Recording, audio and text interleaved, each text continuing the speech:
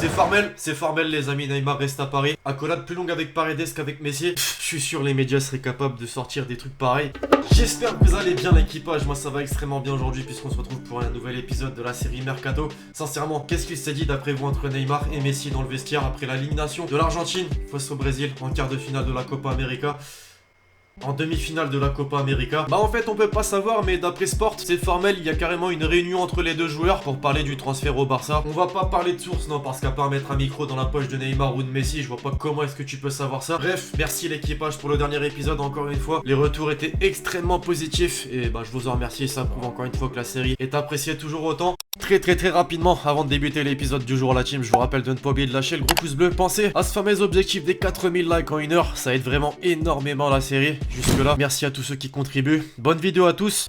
On est parti pour l'épisode du jour spécial PSG, la team. Pourquoi? Tout simplement puisque c'est le club qui fait le plus parler. Comme chaque année, j'ai envie de dire, cette semaine en particulier. D'abord avec le dossier Neymar qui n'en finit plus. Cette semaine, le joueur brésilien était présent à Belo Horizonte pour assister à la demi-finale de la Copa América entre le Brésil et l'Argentine. Et il en a profité pour aller consoler son ancien coéquipier Lionel Messi dans les vestiaires et parler forcément de son possible retour au FC Barcelone. Selon les informations de Sport, les deux hommes se sont mis à l'écart pour discuter longuement et le quintuple Ballon d'Or lui aurait conseillé de ne pas sécher la reprise d'entraînement avec le Paris Saint-Germain qui commence le 8 juillet pour ne pas envenimer les relations avec le PSG qui de son côté réfléchit toujours à la faisabilité de ce transfert. Les 300 millions d'euros de base pour le lâcher ont été rabaissés à 170 millions d'euros. Or, le club de la capitale veut inclure des joueurs dans l'opération. On en a cité quelques-uns ces derniers jours, mais la nouvelle de la semaine concerne Philippe Coutinho. Le joueur brésilien qui vient tout juste de se qualifier pour la finale de la Copa América aurait trouvé un accord avec l'ex et nouveau directeur sportif du club de la capitale. D'après Sport,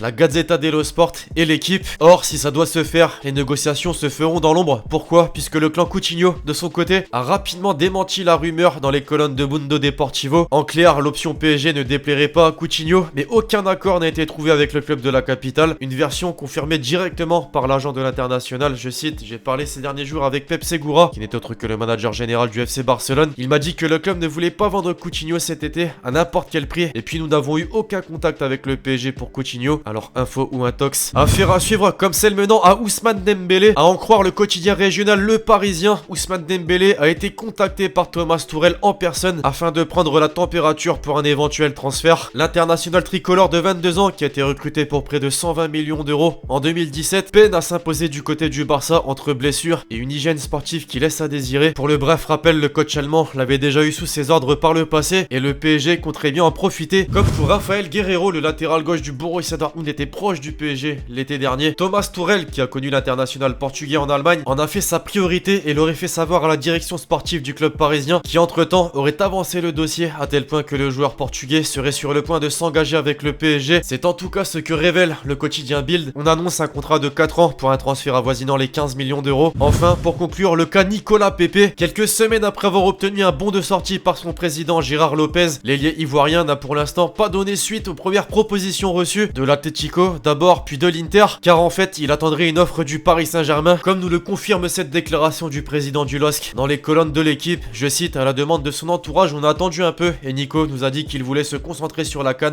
Il veut aussi discuter avec les entraîneurs. Je n'ai pas d'inquiétude, on verra les faits. Son entourage a une destination préférée. En soi, cela ne pose pas de problème. Les discussions se font avec des clubs prestigieux où il sera bien. Après, tout le monde a le droit d'avoir des préférences. Mais l'intérêt est-il réciproque? Les Parisiens, à vous de me dire. Côté officialisation, désormais l'équipe, on reste en France. Toujours du côté de Paris, Ander Herrera signe officiellement pour 5 ans. Le milieu de terrain espagnol était en fin de contrat avec Manchester United. Montpellier, ensuite, annonce le retour de Teddy Savanier. D'une manière assez originale d'ailleurs, l'image en témoigne. Il a signé jusqu'en juin 2022 et son nouveau club a déboursé près de 10 millions d'euros pour l'arracher. Coup dur pour moi. Oui, effectivement, pour moi. Pourquoi? Puisque Jean-Regner Bellegarde, le très jeune prometteur milieu de terrain du Racing Club de Lens, rejoint un autre Racing, celui de Strasbourg. Le montant du transfert, 2 millions d'euros. Et c'est pour ça que je dis coup dur. L'Olympique Lyonnais qui a réalisé de très belles plus-values, d'abord avec le départ de Ferland Mendy et ensuite avec Tanguy Ndombele qui a rejoint Tottenham contre 70 millions d'euros. Annonce dans la foulée l'arrivée de Thiago Mendes. Après une excellente saison à Lille, il signe contre 26,5 millions d'euros. En Espagne désormais, le FC FC Séville frappe un très grand coup et son nouveau directeur sportif, Monkey, satisfait par son travail avec les arrivées de Johan Jordan contre 14 millions d'euros, de Luc de Jong contre 12,5 millions d'euros, de Jules Koundé contre 25 millions d'euros, un montant record pour le club andalou et une très belle opération pour les Girondins de Bordeaux, tout comme l'Olympique de Marseille pour terminer qui empoche 15 millions d'euros avec la vente de Lucas Ocampos. L'Atlético Madrid aussi fait les choses en grand avec l'annonce de 3 nouvelles recrues. D'abord le défenseur brésilien Felipe qui a coûté 20 millions d'euros, ensuite le milieu de terrain international mexicain Héctor Herrera, libre de tout contrat,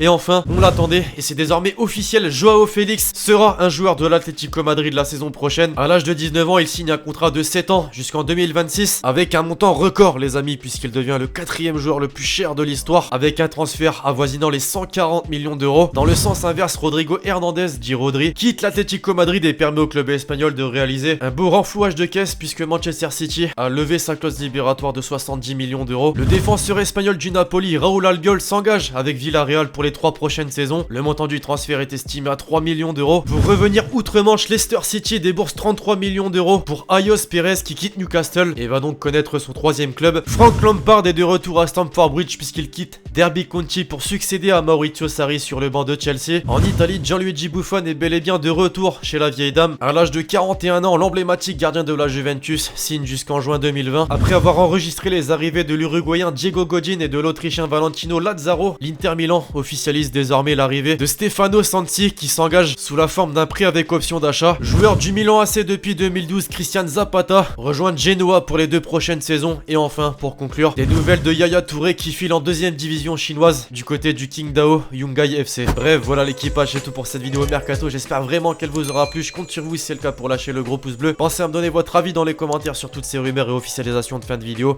Il y en avait beaucoup. D'ici là, on se retrouve très vite sur la chaîne pour de nouvelles vidéos. C'était Lexchi. Ciao ciao.